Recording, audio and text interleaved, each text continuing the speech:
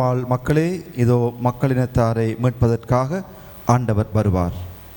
உங்கள் இதயங்களின் மகிழ்வில் ஆண்டவர் தமது குரலை கேட்க செய்வார். தந்தை மகன் தூயாவியாரின் பெயராலே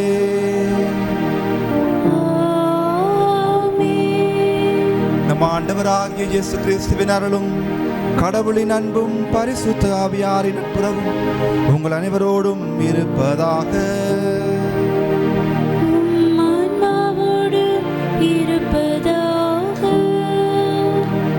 அன்புமிக்க சகோதர சகோதரிகளே, திருவருகை காலத்தின் 2ஆம் ஞாயிற்றுக்கிழமை திருப்பலிக்கு உங்களை அன்போடு வரவேற்று நிற்கின்றேன்.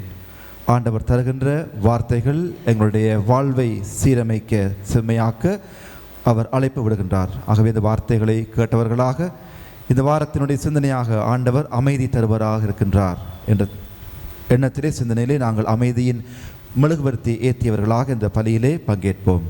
என்னாலும் அவருடைய அமைதி நிறைவாக எங்கள் அனைவருக்கும் கிடைக்க வேண்டும் என்றும் அந்த கடவுள் தருகின்ற அமைதியிலே நாங்கள் வாழ வேண்டும் என்றும் இன்றைய பலியில் ஒருவருக்காகவும் மன்றாடுவோம். தூய மறை நிகழ்வுகளை தகுதியோடு ஒப்புக் கொடுக்க எங்களுடைய குற்றம் குறைகளை அறிக்கையிடுவோம்.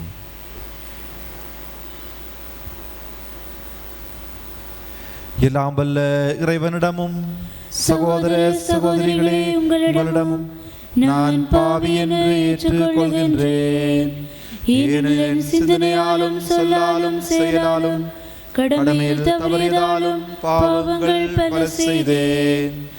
என் பாவமே, என் பாவமே, என் பெரும் பாவமே.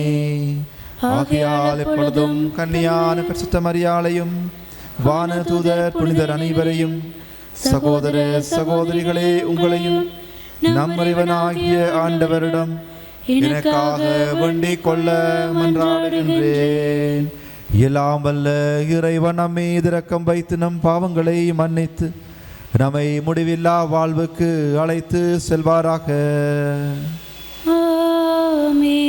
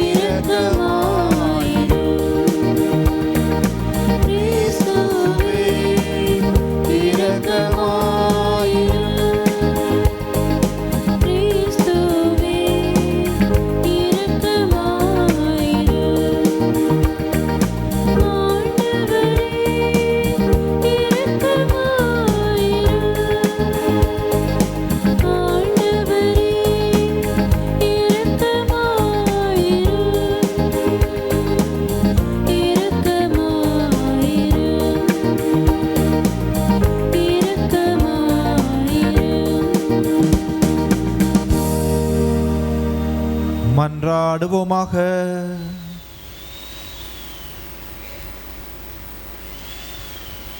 எல்லாம் வல்லவரும் இரக்கமுள்ளவருமான இறைவா, உம் திருமகனை எதிர்கொள்ள விரைந்து செல்வோரை உலகம் சார்ந்த செயல்கள் எவையும் தடை செய்யாதிருப்பனவாக.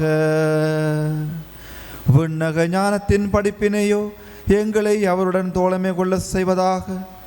உம்மோடு தூயாவியாரின் ஒன்றிப்பில் இறைவனாய் என்றென்றும் வாழ்ந்து ஆட்சி செய்கின்றவர் வழியாக உம்மை மன்றாடுகின்றோம்.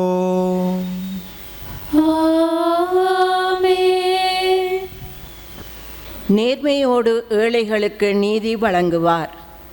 இறைவாக்கினர் எசாயா நூலிலிருந்து இன்றைய முதல் இறைவாக்கு. ஆண்டவருக்குரிய நாளில் ஈசா என்னும் அடிமரத்திலிருந்து தளிரொன்று துளிர்விடும்.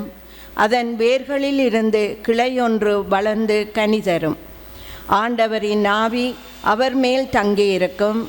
ஞானம், மெய்யுணர்வு, அறிவுரை திறன், ஆற்றல், நுண்மதி, ஆண்டவரை பற்றிய அச்ச உணர்வு இவற்றை அந்த ஆவி அவருக்கு அருளும். அவரும் ஆண்டவருக்கு அஞ்சி நடப்பதில் மகிழ்ந்திருப்பார்.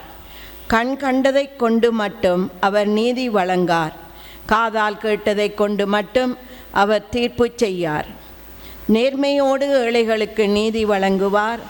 நடுநிலையோடு நாட்டின் எளியோரது வழக்கை விசாரிப்பார். வார்த்தை எனும் கோலினால் கொடியவரை அடிப்பார். உதட்டில் எழும் மூச்சினால் தீயோரை அழிப்பார். நேர்மை அவருக்கு அரைக்கச்சை, உண்மை அவருக்கு இடைக்கச்சை. அந்நாளில் ஓநாய் செம்மறியாட்டு குட்டியோடு தங்கியிருக்கும். அக்குட்டியோடு சிறுத்தை புலி படுத்து கொள்ளும். கன்றும் சிங்கக்குட்டியும் கொளுத்த காளையும் கூடி வாழும். பச்சிளம் குழந்தை அவற்றை நடத்தி செல்லும். பசுவும் கரடியும் ஒன்றாய் மேயும். அவற்றின் குட்டிகள் சேர்ந்து படுத்து கிடக்கும். சிங்கம் மாட்டை போல் வைக்கோல் தின்னும். பால் குடிக்கும் குழந்தை விரியன் பாம்பின் வலையில் விளையாடும். பால்குடி மறந்த பிள்ளை கட்டுவிரியன் வலையினுள் தன் கையை விடும். என் திருமலை முழுவதிலும் தீமை செய்வார் எவரும் இல்லை, கேடு விளைவிப்பார் யாரும் இல்லை. ஏனெனில் கடல் தண்ணீரால் நிறைந்திருக்கிறது போல மண்ணுலகம் ஆண்டவராம் என்னை பற்றிய அறிவால் நிறைந்திருக்கும். அந்நாளில் மக்களினங்களுக்கு சின்னமாய் விளங்கும் ஈசாயின் வேரை பிற இனத்தார் தேடி வருவார்கள். அவர் இளைப்பாறும் இடம் மாற்றி நிறைந்ததாக இருக்கும். இது ஆண்டவர் வழங்கும் அருள்வாக்கு. இறைவனுக்கு நன்றி.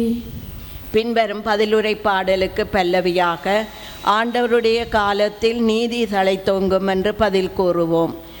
ஆண்டவருடைய காலத்தில் நீதி தழைத்தோங்கும். ஆண்டவருடைய காலத்தில் நீதி தழைத்தோங்கும். கடவுளே, அரசருக்கு உமது நீதி தீர்ப்பை வழங்கும் ஆற்றலை அழியும். அரச மைந்தரிடம் உமது நீதி விளங்கச் செய்யும். அவரும் மக்களை நீதியோடு ஆழ்வாராக. உம்முடையவரான எளியோர்க்கு நீதி தீர்ப்பு வழங்குவாராக. ஆண்டவருடைய காலத்தில் நீதி தழைத்தோங்கும். அவர் காலத்தில் நீதி தழைத்தோங்குவதாக. நிலா உள்ள வரையில் மிகுந்த சமாதானம் நிலவுவதாக. ஒரு கடலிலிருந்து அடுத்த கடல் வரைக்கும் அவர் ஆட்சி செலுத்துவார். பேராற்றிலிருந்து உலகின் எல்லை வரைக்கும் அவர் அரசாழ்வார். ஆண்டவருடைய காலத்தில் நீதி தழைத்தோங்கும். தம்மை நோக்கி மன்றாடும் ஏழைகளையும் திக்கற்ற எளியோரையும் அவர் விடுவிப்பார். வறியோர்க்கும் ஏழைகட்கும் அவர் இரக்கம் காட்டுவார். ஏழைகளின் உயிரை காப்பாற்றுவார். ஆண்டவருடைய காலத்தில் நீதி தழைத்தோங்கும். அவர் பெயர் என்றென்றும் நிலைத்திருப்பதாக. கதிரவன் உள்ளவரையில் அவர் பெயர் நிலைப்பதாக. அவர் மூலம் மனிதர் ஆசி பெற விளைவாராக. எல்லா நாட்டினரும் அவரை நட்பேறு பெற்றவர் என வாழ்த்துவராக. ஆண்டவருடைய காலத்தில் நீதி தழைத்தோங்கும். இரண்டாம் வாசகம். திருத்தூதர் பவுல் ரோமியருக்கு எழுதிய திருமுகத்தில் இருந்து வாசகம். 15ஆம் அதிகாரம் 4 தொடக்கம் 9.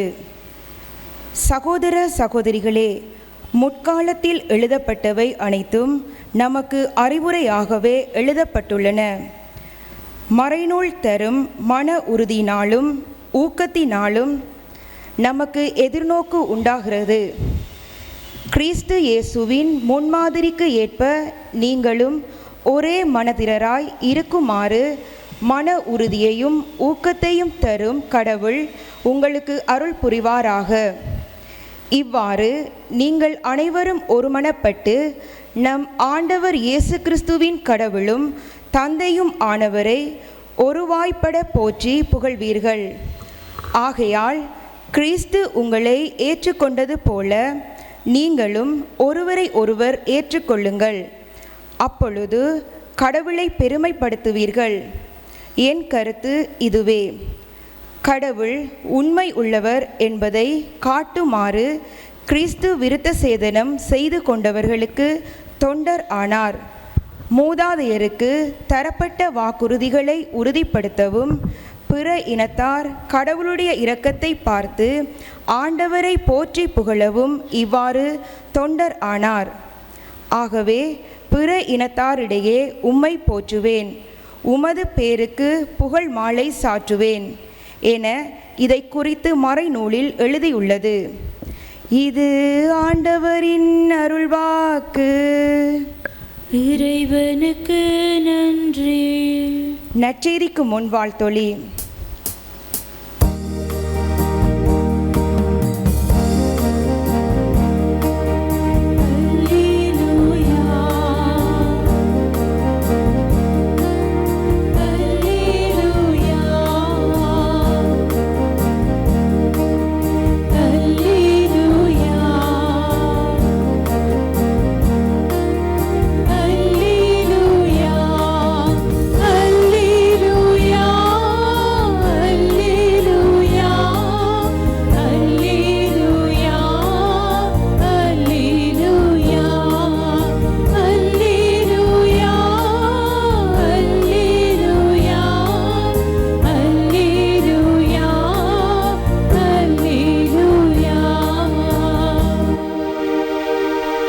ஆண்டவருக்காக வழியை ஆயத்தமாக்குங்கள், அவருக்காக பாதையை செம்மையாக்குங்கள்.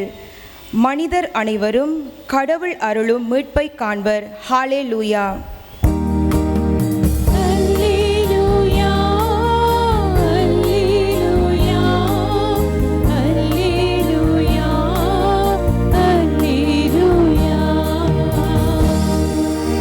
ஆண்டவர் உங்களோடு இருப்பாராக.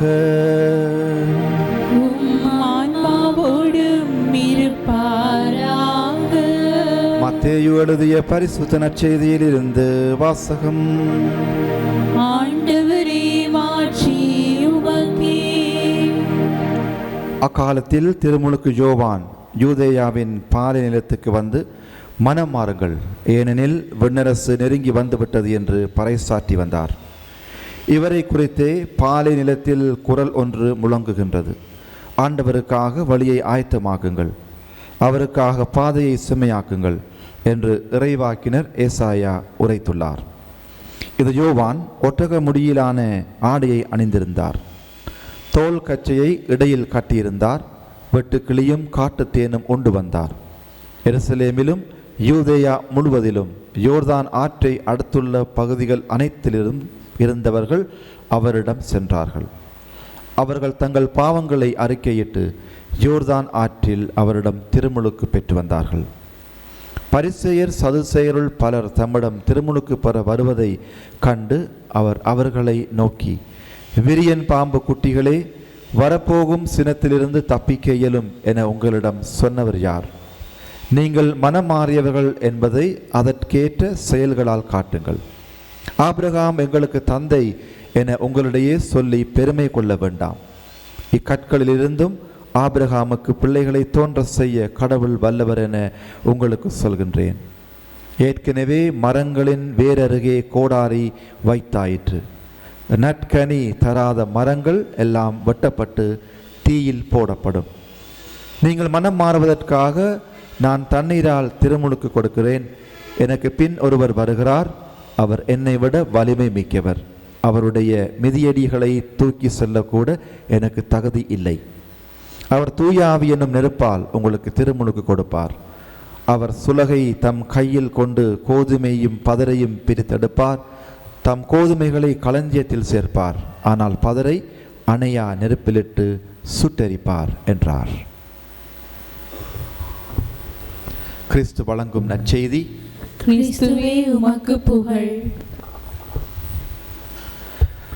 அன்புமிக்க சகோதர சகோதரிகளே, திருவருகை காலத்தினுடைய இரண்டாவது வாரத்திலே நாங்கள் திருமுழுக்கு யோவானுடைய பணியையும் அவருடைய வார்த்தைகளையும் பற்றி சிந்திக்க அழைக்கப்படுகின்றோம்.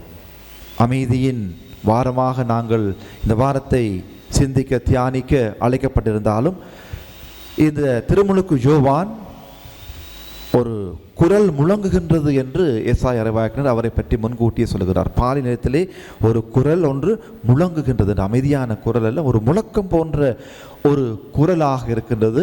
அவருடைய ஆடைகளையும் அவருடைய உணவு பழக்கத்தையும் பார்க்கின்ற வேளை உலகை சார்ந்தவராக இல்லாமல் தன்னை தனித்துவமான ஒரு நபராக காட்டுகின்றவராக திருமுழுக்கு யோவான் இருக்கின்றார். ஆண்டவருடைய வழியை தயார் செய்வதற்காக வந்த இறுதி இறைவாக்கினராக இந்த திருமுழுக்கு யோவான் எங்களுக்கு தரப்படுவதை நாங்கள் காணக்கூடியதாக இருக்கின்றது.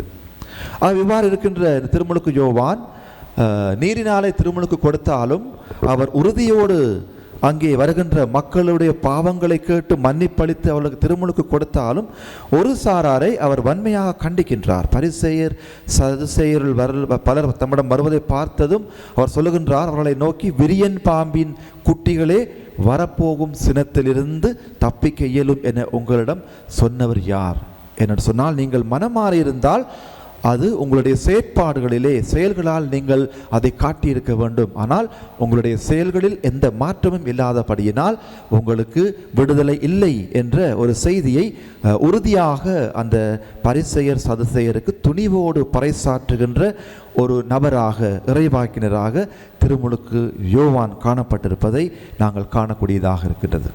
இவர் ஆண்டவருடைய வருகைக்காக பாதையை, வழியை ஆயத்தமாக்குங்கள் என்று அவர் பறைசாற்றுகின்றார். ஆண்டவருடைய வழியை ஆயத்தமாக்குங்கள், அவருக்காக பாதையை செம்மையாக்குங்கள் என்று ஆண்டவருடைய வருகைக்காகவே அவர் தயார் செய்கின்றவராக இருக்கின்றார்.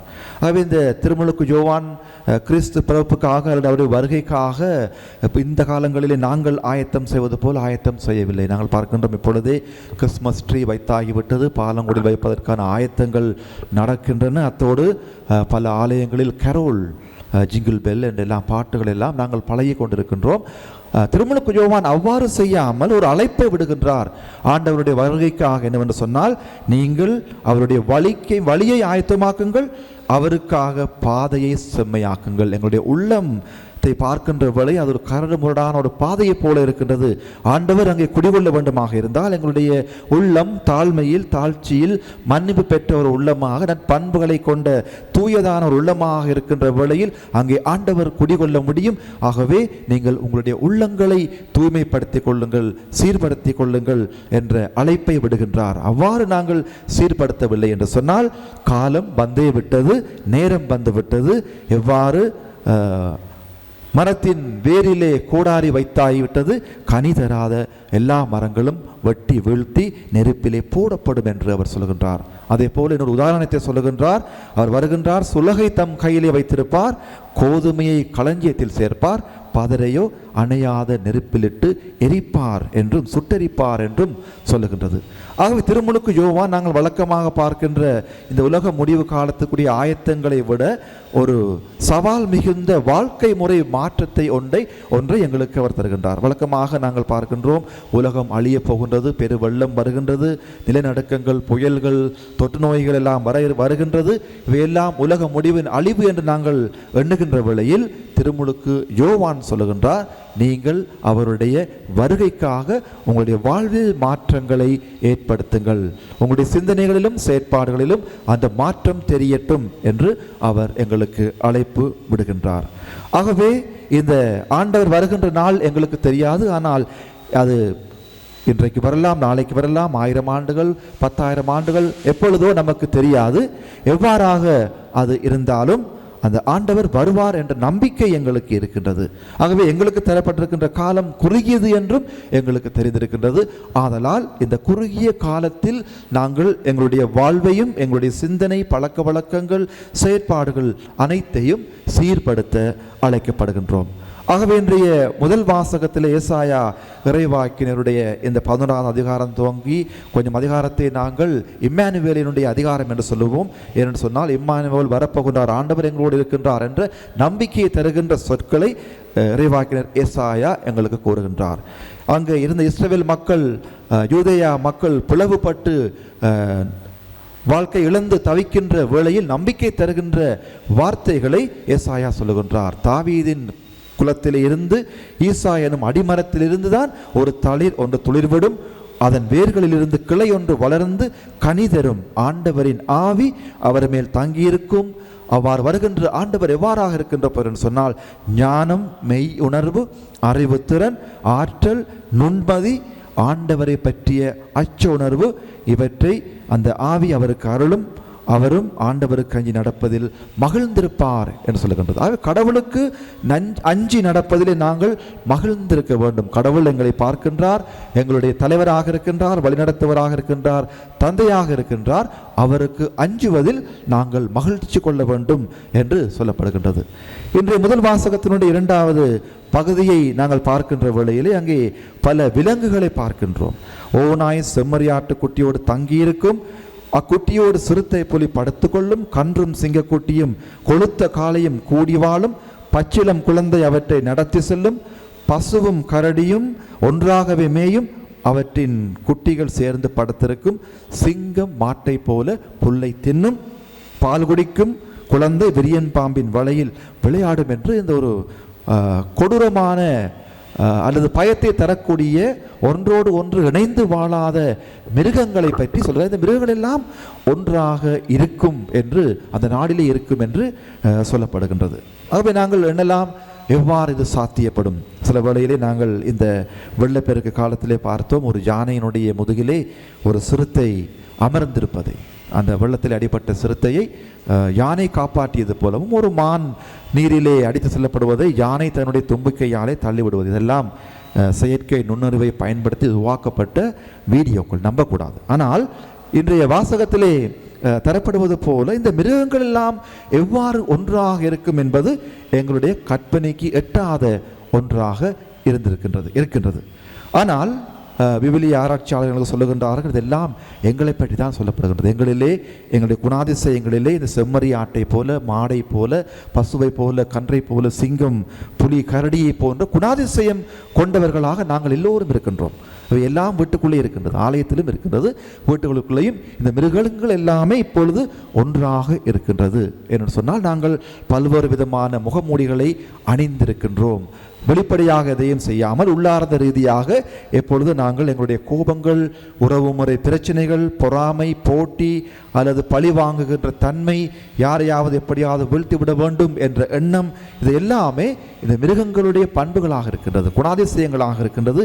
இந்தவாறான குணாதிசயங்களில் இருந்து நாங்கள் விடுதலை பெறுகின்ற வேளையில் நாங்கள் தூய மக்களாக, எவ்வாறு இந்த மிருகங்கள் ஒன்றாக இருக்க போகின்றதோ அதே போல நாங்களும் ஒருமனப்பட்டிருப்போம் என்ற செய்தி எங்களுக்கு தரப்படுகின்றது. ஆண்டவர் வருகின்ற நாளிலே நாங்கள் ஒருமனப்பட்டு இருப்போம். இன்றைய இரண்டாவது வாசகத்திலே, ரோமருக்கு எழுதிய திருமுகத்திலே வாசிக்க கேட்கின்றோம், நீங்கள் அனைவரும் கிறிஸ்துவில் ஒருமனப்பட்டிருப்பீர்களாக என்று சொல்லப்படுகிறது. நாங்கள் ஒரே மனத்தோராய் இருக்க வேண்டுமாக இருந்தால் இவ்வாறான மிருக பண்புகளிலிருந்து நாங்கள் விலகி துயதோர் உள்ளத்தை உருவாக்கி ஒரே மக்களினமாக, ஒரே கடவுளை கொண்ட மக்களினமாக நாங்கள் வாழுகின்ற வேளையில் அந்த தூய உள்ளம் கொண்ட மனிதர்களாக நாங்கள் மாற்றம் அடைகின்றோம். அதைத்தான் கிறிஸ்து பிறப்பு விழா எங்களுக்கு மீண்டும் மீண்டும் நினைவூட்டுகின்றது. அவருடைய இரண்டாவது வருகைக்காக நாங்கள் காத்திருக்கின்ற வேளையிலும் அவர் வருகின்ற நாளில் நாங்கள் அனைவரும் ஒரே மக்களாக, ஒரே எண்ணம் சிந்தனை கொண்டவர்களாக, தூய உள்ளம் படைத்தவர்களாக இருக்க வேண்டும் என்ற அழைப்பும் இன்றைய நாளிலே எங்களுக்கு விடப்படுகின்றது. ஆகவே அன்புமிக்க சகோதர சகோதரிகளை, திருவருகை காலத்திலே பயணம் செய்கின்ற நாங்கள் எங்களுடைய வாழ்வில் எதை மாற்றிக்கொண்டால் கடவுளுக்கு ஏற்ற பிள்ளைகளாக நாங்கள் இருக்கலாம் என்று சிந்திக்க அழைக்கப்படுகின்றோம். எங்களுடைய வாழ்விலே ஏற்படுகின்ற சிந்தனை அல்லது மாற்றம் எங்களுடைய செயற்பாடுகளிலே வெளிப்படுத்தப்பட வேண்டும்.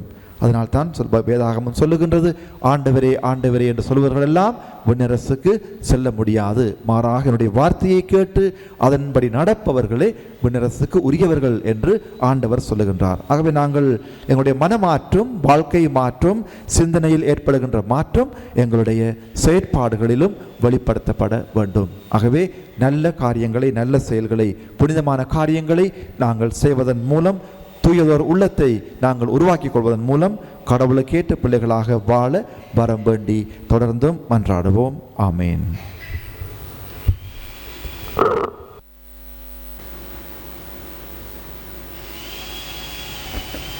எழுந்து நின்று எங்களுடைய நம்பிக்கையை அறிக்கையிடுவோம். ஒரே கடவுளை நம்புகின்றேன், விண்ணகமும் மண்ணகமும் காண்பவை காணாதவை யாவும் படைத்த எல்லாம் வல்ல தந்தையவரே, கடவுளின் ஒரே மகனாய் உதித்த ஒரே ஆண்டவர் இயேசு கிறிஸ்துவை நம்புகின்றேன். இவர் காலங்களுக்கெல்லாம் முன்பே தந்தையிடமிருந்து பிறந்தார். கடவுளில் என்று கடவுளாக, ஒளியில் என்று ஒளியாக, உண்மை கடவுள் என்று உண்மை கடவுளாக உதித்தவர். இவர் உதித்தவர் உண்டாக்கப்பட்டவர் அல்லர், தந்தையோடு ஒரே பொருளானவர். இவர் வழியாகவே யாவும் படைக்கப்பட்டன. மனிதர் நமக்காகவும் நம் மீட்புக்காகவும் விண்ணகமிருந்து இறங்கினார். தூய ஆவியால் கன்னிமரியாவிடம் உடல் எடுத்து மனிதனானார். மேலும் நமக்காக போந்தியு பிலாத்தின் அதிகாரத்தில் சிலுவையில் அறையப்பட்டு பாடுபட்டு இறந்து அடக்கம் செய்யப்பட்டார். மறைநூல்களின்படி 3ஆம் நாள் உயிர்த்தெழுந்தார். விண்ணகத்துக்கு எழுந்தருளி எல்லாம் வல்ல தந்தையின் வலப்பக்கம் வீற்றிருக்கின்றார். வாழ்வோரையும் இறந்தோரையும் தீர்ப்பிட மாட்சியுடன் மீண்டும் வரவிருக்கின்றார். அவரது ஆட்சிக்கு முடிவிராது. தந்தையிடமிருந்தும் மகனிடமிருந்தும் புறப்படும் ஆண்டவரும் உயிரளிப்பவருமான தூய ஆவியாரை நம்புகின்றேன். இவர் தந்தையோடும் மகனோடும் ஒன்றாக ஆராதனையும் ஆட்சியும் பெறுகின்றார். இறைவாக்கினர்கள் வாயிலாக பேசியவர் இவரே. ஒரே புனித கத்தோலிக்க திருத்தூதர் வழிவரும் திரு அவையை நம்புகின்றேன். பாவ மன்னிப்புக்கான ஒரே திருமுழுக்கை ஏற்றுக்கொள்கின்றேன். இறந்தோரின் உயிர்ப்பையும் வரவிருக்கும் மறுலக வாழ்வையும் எதிர்பார்க்கின்றேன். ஆமீன். அன்புமிக்க சகோதர சகோதரிகளை, நம் ஆண்டவர் இயேசு கிறிஸ்துவின் வருகையை ஆவலுடன் எதிர்பார்த்திருக்கின்றோம். அவர் எளியோருக்கு நற்செய்தி அறிவிக்கவும் உள்ளம் உடைந்தவர்களை நலமாக்கவும் இவ்வுலகுக்கு வந்தார். அவ்வாறே நம் காலத்திலும் தேவையில் உழல்வோர் அனைவருக்கும் அவர் மீட்பு அளிக்க திருவுள்ளம் கொள்ளுமாறு அவரது இரக்கப் பெருக்கை கெஞ்சி மன்றாடுவோம். பின்வரும் மன்றாட்டுகளுக்கு உங்கள் பதிலுரையாக: ஆண்டவரே, எங்கள் மன்றாட்டை கேட்டருளும். ஆண்டவரே, எங்கள் மன்றாட்டை கேட்டருளும். எமது திருத்தந்தை 14ஆம் லியோ அவரது உடன் உழைப்பாளர்களான கரிநாள்கள், ஆயர்கள், குருக்கள், இருபார்த்துறவியர் மற்றும் பொதுநிலையர் அனைவரையும் உமக்கு அர்ப்பணித்து இறைவனானவும் திருமகன் நமக்காக மனிதனாரார் என நம்பிடும் இறை நம்பிக்கையாளராக நாம் எம்மில் இறை அருள் பெருக உழைத்திட அருள் நலங்களை பொழிந்திட இறைவா உம்மை மன்றாடுகின்றோ. ஆண்டவரே, எங்கள் மன்றாட்டை கேட்டருளும். இன்றைய இலங்கை நாட்டின் அவல நிலையை கண்ணோக்கி மக்கள் துன்பம் நீக்கி தேவையான உதவிகளை பெற்று தம் வாழ்வை முன்போல் வாழ்ந்திட தேவையான வழிவகைகளை நாட்டின் தலைவர்கள் மேற்கொள்ள வரமருள இறைவா உம்மை மன்றாடுகின்றோம். ஆண்டவரே, எங்கள் மன்றாட்டை கேட்டருளும்.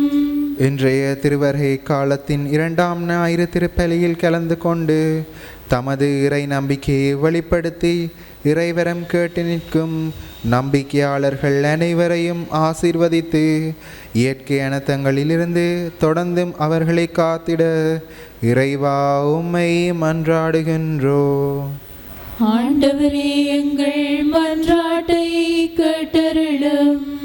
இன்றைய திருவருகை கால 2ஆம் ஞாயிறு திருப்பலியை நிறைவேற்றி எமக்காக இறைவேண்டல் செய்யும் அருத்தந்தையை நீர் தாமை ஆசீர்வளித்து காத்து அவர் மேற்கொள்ளும் இறையரசு பணிகள் சிறக்க வரமருள வேண்டுமென்று இறைவா உம்மை மன்றாடுகின்றோம். ஆண்டவரே, எங்கள் மன்றாட்டை கேட்டருளும். எங்களுடைய தனிப்பட்ட கருத்துக்களுக்காக அமைதியில் மன்றாடுவோம். என்று நம்முள்ள எல்லாமல் இறைவா, எல்லாரையும் மீட்கின்ற நீர் எவரும் அழிவுற விரும்புவதில்லை. உம்மக்களின் மன்றாட்டுகளுக்கு கனிவாய் செவிசாய்த்திரளும். அதனால் உலகின் போக்கை எங்களுக்காக உமது அமைதியின் வழியில் நெருப்படுத்தியருளும். உமது திரு அவையும் அமைதியுடன் இறைப்பற்றில் பேரின்பம் கொண்டிருப்பதாக. எங்கள் ஆண்டவராகிய கிறிஸ்து வழியாக உம்மை மன்றாடுகின்றோம். ஆமென்.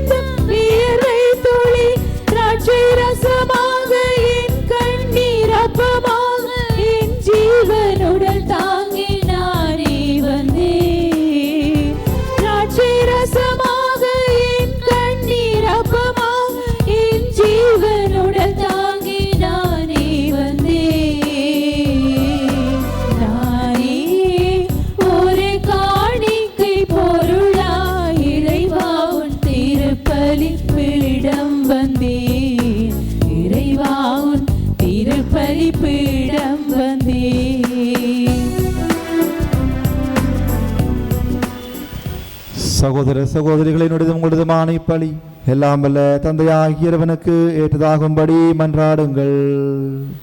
ஆண்டவர் தமது பேரின் புகழ்ச்சிக்காகவும் மாட்சிக்காகவும் நமது நன்மைக்காகவும் புனித திரு அவை அனைத்தின் நலனுக்காகவும் உமது கையிலிருந்து பலியை ஏற்றுக்கொள்வாராக. ஆண்டவரே, எங்கள் தாழ்மையான வேண்டல்களும் காணிக்கைகளும் உமக்கு மனநிறைவு அளிக்க உம்மை வேண்டுகின்றோம். உம்மிடம் மன்றாட போதுமான தகுதியற்ற எங்களுக்கு உமது அருளினால் உமது இரக்கத்தின் பாதுகாப்பை அருள்வீராக. எங்கள் ஆண்டவராகிய கிறிஸ்து வழியாக உம்மை மன்றாடுகின்றோம். ஆமென். ஆண்டவர் உங்களோடு இருப்பாராக. உம் ஆன்மாவோடும் இருப்பாராக. இதயங்களை மேலே எழுப்புங்கள். ஆண்டவரிடம் எழுப்பியுள்ளோம். நம் இறைவனாகிய ஆண்டவருக்கு நன்றி கூறுவோம். அதுவே தகுதியும் நீதியுமானது. ஆண்டவரே, தூயவரான தந்தையே, என்றுமுள்ள எல்லாம் வல்ல இறைவா, என்னாலும் எவ்விடத்திலும் நாங்கள் உமக்கு நன்றி செலுத்துவது மெய்யாகவே தகுதியும் நீதியும் ஆகும். எங்கள் கடமையும் மீட்புக்குரிய செயலுமாகும்.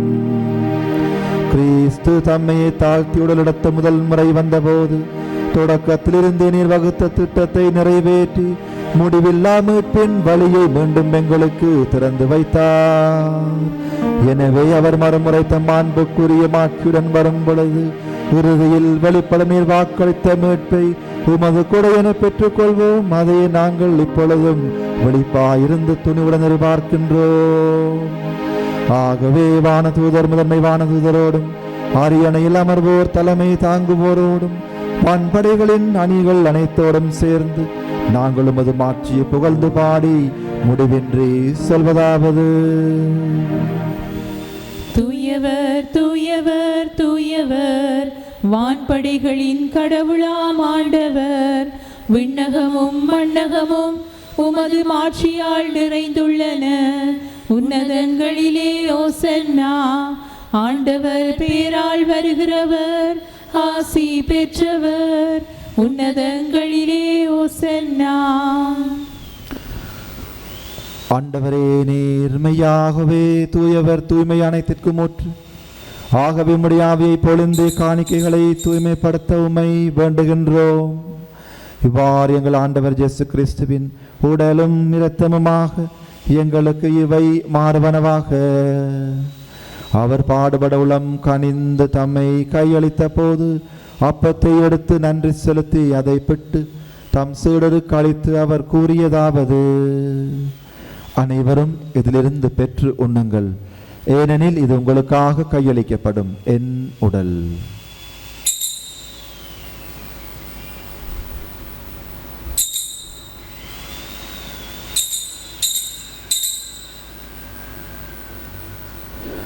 அவ்வண்ணமே இரவு விருந்தை அருந்திய பின் கிண்ணத்தையும் எடுத்து மீண்டும் உமக்கு நன்றி கூறி தம் சீடர்களுக்கு அளித்து அவர் கூறியதாவது: அனைவரும் இதிலிருந்து பெற்று பருகுங்கள், ஏனெனில் இது புதிய நிலையான உடன்படிக்கைக்குரிய என் இரத்தத்தின் கிண்ணம். இது பாவ மன்னிப்புக்கென்று உங்களுக்காகவும் பலருக்காகவும் சிந்தப்படும். இதையே நினைவாக செய்யுங்கள்.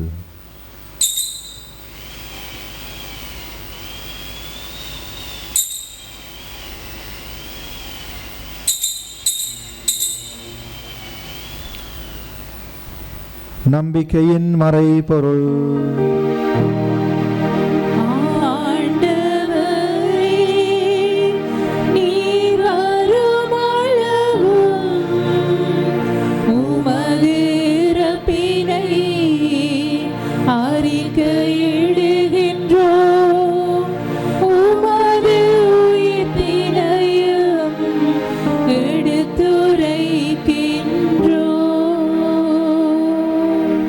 ஆகவே ஆண்டவரே, நாங்கள் கிறிஸ்துவின் இறப்பினையும் உயிர்ப்பையும் நினைவு கூர்ந்து வாழ்வு தரும் அப்பத்தையும் மீட்பளிக்கும் கிண்ணத்தையும் உமக்கு ஒப்புக் கொடுக்கின்றோம். உம் திருமுனின்று உமக்கு ஊழியம் புரிய தகுந்தவர்களை நீங்கள் ஏற்றுக்கொண்டீர். எனவே உமக்கு நன்றி செலுத்துகின்றோம். மேலும் கிறிஸ்துவின் உடலிலும் இரத்தத்திலும் பங்கு கொள்ளும் எங்களை தூயாவியார் ஒன்று சேர்க்க வேண்டும் என உம்மை தாழ்மையுடன் மன்றாடுகின்றோம். ஆண்டவரே, உலகெங்கும் பரவியிருக்கும் உமது திரு அவை நினைவு கூர்ந்தருளும் எங்கள் திருத்தந்தை இல்லையோ, எங்கள் அப்போஸ்தலிக்க பரிபாலகர் ஆயர் அன்றன் ரஞ்சித் ஆண்டகை எல்லா திருநிலையினராகியவரோடும் உமது திரு அவை அன்பில் நிறைவு பெற செய்தருளும். மேலும் உயிர்த்தலும் எதிர்நோக்குடன் துயில் கொள்ளும் எங்கள் சகோதர சகோதரிகளையும் இறந்தோர் அனைவரையும் இரக்கத்துடன் நினைவு கூர்ந்து உமது திருமொழியினுள் ஏற்றருளும். எங்கள் அனைவர் மீதும் இரக்கமாயிரும். கடவுளின் கனி தாயான புனித மரியா, அவருடைய கணவரான புனித ஜோசேப்பு, புனித திருத்தூதர்கள், இவ்வுலகில் உமக்குகந்தவராய் இருந்தோர், எம் பங்கின் பாதுகாவலராம் புனித செபஸ்தியார் மற்றும் புனிதர் அனைவருடனும் நாங்கள் நிலைவாழ்வில் பங்கு கொள்ளும் தகுதி பெற்று உம் திருமகன் இயேசு கிறிஸ்து வழியாக உம்மை புகழ்ந்தேற்றும் வரமருள உம்மை மன்றாடுகின்றோம். இவர் வழியாக இவரோடு இவரில் எல்லாம் வல்ல இறைவனாகிய தந்தையே, தூய ஆவியாரின் ஒன்றிப்பில் எல்லா புகழும் மாற்றியும் என்றென்றும் உமக்கு உரியதே.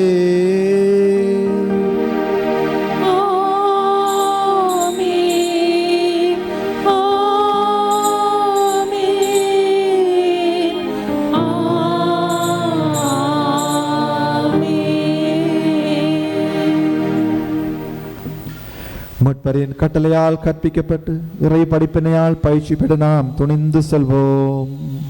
முன்னுலகில் இருக்கிற எங்கள் தந்தையே, உமது பெயர் தூயது என போற்றப்படுக. உமது ஆட்சி வருக. உமது திருவிழம் விண்ணுலகில் நிறைவேறுவது போல மண்ணுலகிலும் நிறைவேறுக. எங்கள் அன்றாட உணவை இன்று எங்களுக்கு தாரும். எங்களுக்கு எதிராக குற்றம் செய்வோரை நாங்கள் மன்னிப்பது போல எங்கள் குற்றங்களை மன்னியும். எங்களை சோதனைக்குட்படுத்தாதேயும், தீமையிலிருந்து எங்களை விடுவித்தருளும். ஆண்டவரே, தீமை அனைத்திலும் இருந்து எங்களை விடுவித்து எங்கள் வாழ்நாள் எல்லா அமைதியை கனிவுடன் அருள உம்மை மன்றாடுகின்றோம். உமது இரக்கத்தின் உதவியால் நாங்கள் பாவத்திலிருந்து எப்போதும் விடுதலை பெற்று யாதொரு கலக்கமுமின்றி நலமாயிருப்போமாக. நாங்கள் எதிர்நோக்கி இருக்கும் பேரின்பத்துக்காகவும் மீட்பராகிய இயேசு கிறிஸ்துவின் வருகைக்காகவும் காத்திருக்கின்றோம். ஏனெனில் ஆட்சியும் வல்லமையும் ஆட்சியும் என்றென்றும் உமதே. ஆண்டவரே இயேசு கிறிஸ்துவே, அமைதியை உங்களுக்கு விட்டு செல்கின்றேன், என் அமைதியை உங்களுக்கு அளிக்கின்றேன் என்றும் திருத்தூதர்களுக்கு மொழிந்தீரே. எங்கள் பாவங்களை பாராமல் உமது திரு அவையின் நம்பிக்கையை கண்ணோக்கி உமது திருவிழத்திற்கு ஏற்ப அதற்கு அமைதியையும் ஒற்றுமையும் அளித்தல்வீராக. என்றென்றும் வாழ்ந்து ஆட்சி செய்கின்றவர் நீரே. ஆமென். ஆண்டவருடைய அமைதி உங்களோடு என்றும் இருப்பதாக. உம் ஆன்மாவோடும் இருப்பதாக. ஒருவருக்கொருவர் கிறிஸ்துவின் அமைதியை அறிவித்துக் கொள்வோம். உங்களுக்கு அமைதி.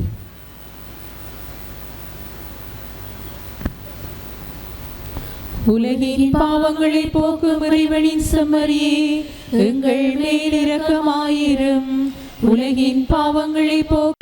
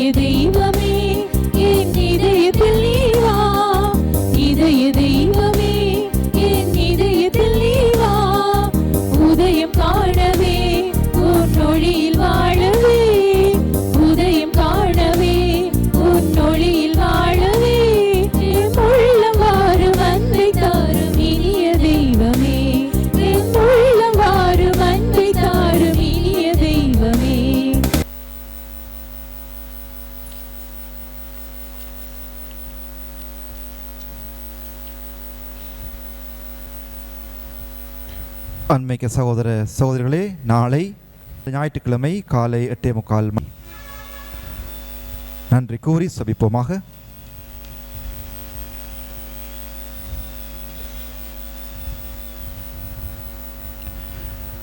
ஆண்டவரே, ஆன்மோனவினால் நிறைவு பெற்ற நாங்கள் உம்மை தாழ்மையுடன் வேண்டுகின்றோம்.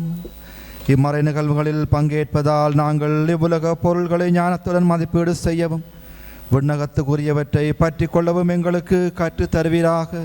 எங்கள் ஆண்டவராகிய கிறிஸ்து வழியாக உம்மை மன்றாடுகின்றோம்.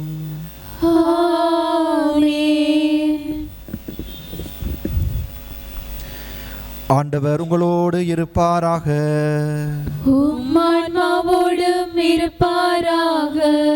ஆசிர்பர தலை வணங்கி மன்றாடுவோம். எல்லாம் வல்லவரும் இரக்கமுள்ளவருமான இறைவன் தம் ஒரே மகனின் வருகையில் நம்பிக்கை கொண்டு அவரது மறு வருகையை எதிர்பார்த்திருக்கும் உங்களை அவரது வருகையின் ஒளியால் புனிதப்படுத்தி தமது ஆசியால் வளப்படுத்துவாராக.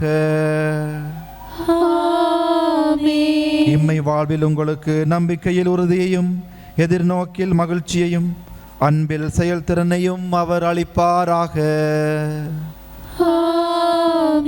நம் மீட்பர் மனிதராகி நம்மிடம் வந்ததால் அகமகளும் நீங்கள் அவர் மீண்டும் தமது மாட்சியில் வரும்போது நிலை வாழ்வின் கொடைகளால் வளம் பெறுவீர்களாக. எல்லாம் வல்ல இறைவன் தந்தை, மகன், தூயாவியாரின் ஆசி உங்கள் மீது தங்கி உங்களோடு என்றும் தங்குவதாக. இறையன்பில் பணிபுரிய சென்று வாழுங்கள். இறைவனுக்கு நன்றி.